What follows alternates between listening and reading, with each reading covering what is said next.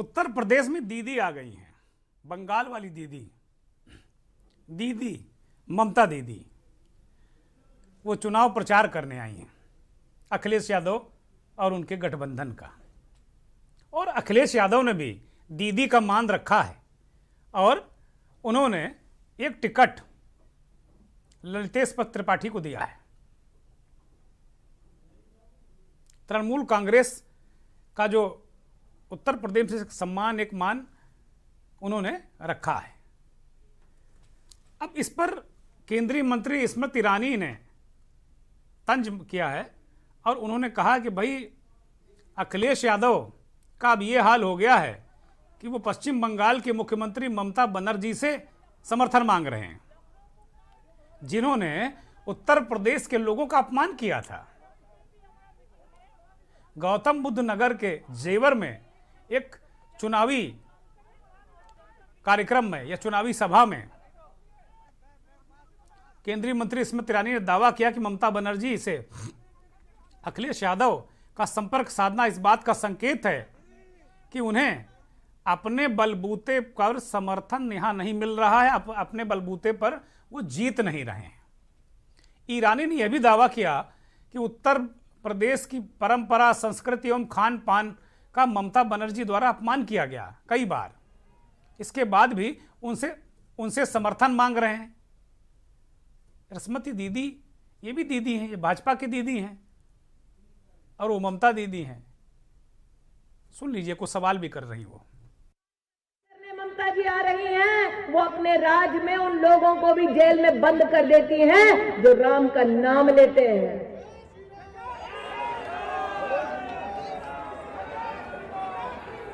लेकिन देखिए प्रभु की लीला, एक तरफ इस चुनाव में वो राम भक्त हैं जो राम मंदिर का निर्माण सुप्रीम कोर्ट का सम्मान करते हुए बनाते हैं,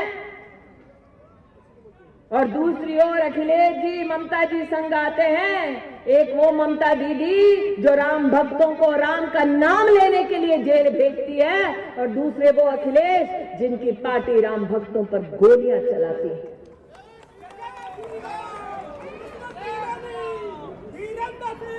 इस बात का आक्रोश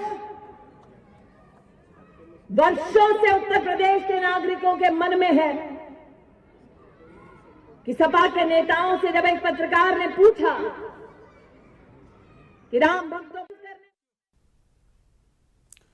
बिलाल साहब, आपने सुना होगा कि भाई स्मृति ईरानी भी वही बात कर रहे हैं जिस पर हम चर्चा कर रहे थे कि अनुप्रिया पटेल ने कहा कि भाई ये जो राम की राजनीति है ना, राम का नाम लेकर जो हिंदुत्व की राजनीति आप लोग कर रहे हैं, इससे मेरी राम राम नमस्कार, मुझे ये मुबारक नहीं, आपको मुबारक हो, ये अनुप्रिया पटेल ने कहा।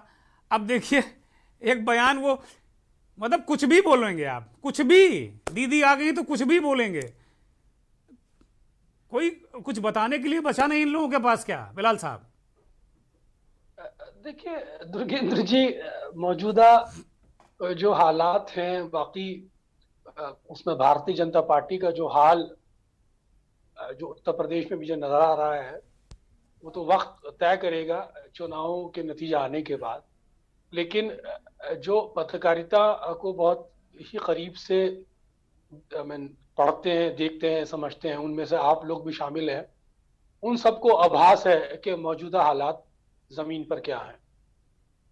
देखिए, ममता बनर्जी बेसिकली उन फाइटर्स लेडीज में से हैं जो भारतीय जनता पार्टी की आंखों में आंखें डालकर राजनीति करती, और उन्होंने पश्चिम बंगाल में अपने बूते ये करके भी दिखा दिया, जहां पूरी कैबिनेट, मोदी, शाह, पूरा तंत्र भारतीय जनता पार्टी का एक महिला के पीछे पड़ा, और किस तरह से ममता बनर्जी ने अपने आप को पश्चिम बंगाल में साबित किया, अपने क्रेडेंशियल्स को साबित किया, अपनी वैल्यूज को साबित किया, अपनी फाइटिंग स्पिरिट को साबित किया। ये बताता है कि ममता बनर्जी का भारतीय राजनीति के अंदर जो एक परसेप्शन है फाइटिंग लेडी का, वो उसकी अवधारणा कितनी मजबूत है। ललितेश त्रिपाठी जो एक समय में कांग्रेस में हुआ करते थे, और ये उन नेताओं में से हैं जिनको भारत कांग्रेस पार्टी प्रदेश अध्यक्ष के लिए भी एक समय में कंसीडर कर रही थी जी। लेकिन समय की परिस्थितियां बदलती हैं, ललितेश तृणमूल के साथ चले गए और तृणमूल में जाने के बाद ललितेश ने सबसे पहले अखिलेश को समर्थन देने की बात की थी और कहा था कि उत्तर प्रदेश के अंदर अगर कोई पार्टी भारतीय जनता पार्टी को हरा सकती है तो वो समाजवादी पार्टी है जी। तो ललितेश का ये बयान भी मेरे को अच्छी तरह याद है, लेकिन स्मृति ईरानी का ये कहना है कि ममता बनर्जी उन लोगों में से है जो राम भक्तों को भी जेल में डालती है। सीधा सीधा उत्तर प्रदेश की राजनीति को सांप्रदायिक मुहाने पे लाके खड़े करने की कोशिश है। ये वही रणनीति है जो और भी नेता, चाहे अमित शाह हो, चाहे मुख्यमंत्री हो, चाहे नरेंद्र मोदी हो, चाहे भारतीय जनता पार्टी से जुड़े नेता हो, उसी पैरामीटर में, उसी दायरे पर, उसी फलक पर राजनीति कर रहे हैं। तो स्मृति ईरानी भी कुछ अलग नहीं कह रही, वो भी इस चुनाव को सांप्रदायिक दाने के मुहाने पे खड़ा करना चाहती हैं, क्योंकि उन्हें इस चीज का आभास हो गया है कि अब निकलने का कोई रास्ता नहीं बचा है। अगर कोई रास्ता हो सकता है भारतीय जनता पार्टी के साथ तो वो सांप्रदायिक कार्ड ही हो सकता है।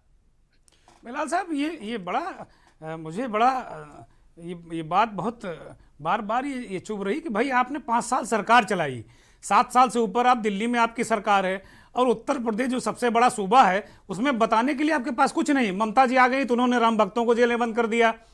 अगर कल वो स्टालिन आ जाएंगे प्रचार करने के लिए तो वो राम विरोधी हैं, हिंदी विरोधी हैं, हिंदू विरोधी हैं। ये कौन सी बात है भाई?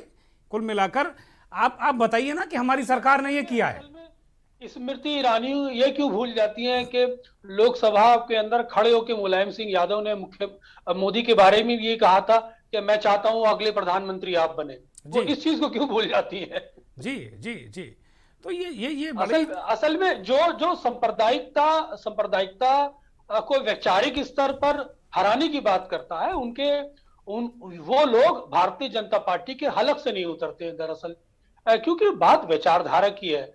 जिस फलक पर आप चुनाव लड़ना चाहते हैं वो जमीनी मुद्दों से बहुत दूर है। मौजूदा चुनाव, मैंने बार बार कहा है, एट्रोसिटीज पे लड़ा जा रहा है।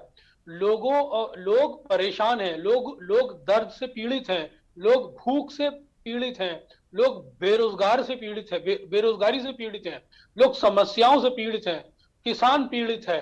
तो मौजूदा चुनाव एट्रोसिटीज पे लड़ा जा रहा है। और एट्रोसिटीज का जो पेन होता है, जो दर्द होता है, वो सिर्फ धरातल पे उतर के ही समझा जा सकता है। इस सांप्रदायिक हवाई भाषणबाजी से नहीं समझा जा सकता। बिलाल साहब, अभी ये कार्यक्रम करने से पहले मैं सीधे एक चुनावों की गांवों की यात्रा करके आ रहा हूं।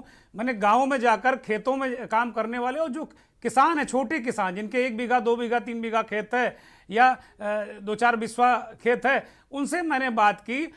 और पूरे रास्ते, जिस रास्ते मैंने बाई कार ट्रेवल किया, वहां जानवर ही जानवर दिख रहे थे। सड़कों पर जानवर, चारों तरफ जानवर। ये पहले बुंदेलखंड में दिख रहे थे, अब अवध में दिख रहे हैं, अवध में। और एक किसान ने तो मुझे ये बताया कि भाई 35,000 रुपया हमने कर्ज लेकर अभी बुआई कराई है, रात भर यहीं डेरा डाले रहते हैं, लेकिन अगर आधे निकल आए तो बड़ी बात है। वो इतना लोग त्रस्त हैं। ये मुद्दे कहीं नजर नहीं आते इन लोगों को, भारतीय जनता पार्टी के लोगों को ये मुद्दा ही नहीं नजर आता। वो कह रहे हैं भाई हमने सब गौशालाएं बना दी, सब गौशाला में मौज कर रहे हैं, जानवर सब बिल्कुल खूब मोटे ताजे, खूब मस्त हैं। भाई जमीनी हकीकत अलग है बिलाल साहब, बिल्कुल लोग त्रस्त हैं, परेशान हैं। लेकिन जो ये मुद्दे हैं ना, इस तरह के मुद्दे, जो ये एक अलग तरीके का मसला है ना कि बार बार उसी मुद्दे पर लेकर आते हैं, ये सारे कहीं ना कहीं ये चीजें वो करने की कोशिश की जा रही है निश्चित तौर पे। धार्मिक भावनाओं से खेलने का सीधा सीधा एक कोशिश है।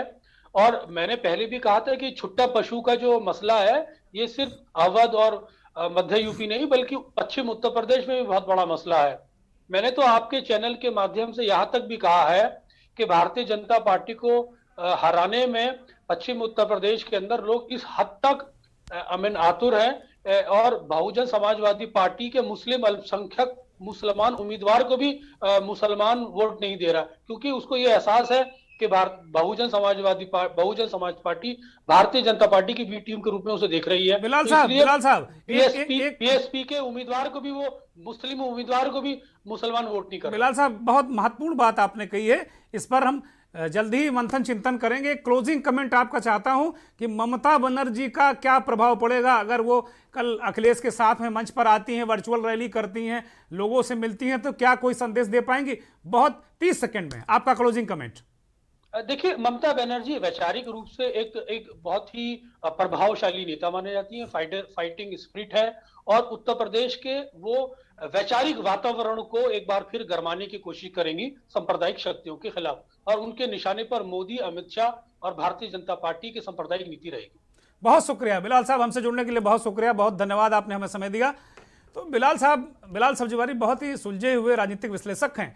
उन्होंने इस बात को कहा कि भाई ममता बनर्जी एक बहुत जुझारू नेता हैं, और वो भले ही अखिलेश यादव को बहुत सीधा बहुत बड़ा फायदा, बहुत झोर के वोट न दिला पाए उत्तर प्रदेश की भाषा में, लेकिन एक इम्पैक्ट उनका जरूर जाएगा, और वो वास्तव में समाजवादी पार्टी के गठबंधन के लिए एक महत्वपूर्ण साबित होंगी। इसमें कहीं कोई संदेह नहीं। एक बड़ा चेहरा है विपक्ष की राजनीति का, तो एक हवा पानी तो जरूर बन जाएगा उत्तर प्रदेश के चुनाव में अगर वो ममता बनर्जी 2-4 जगह घूम गई।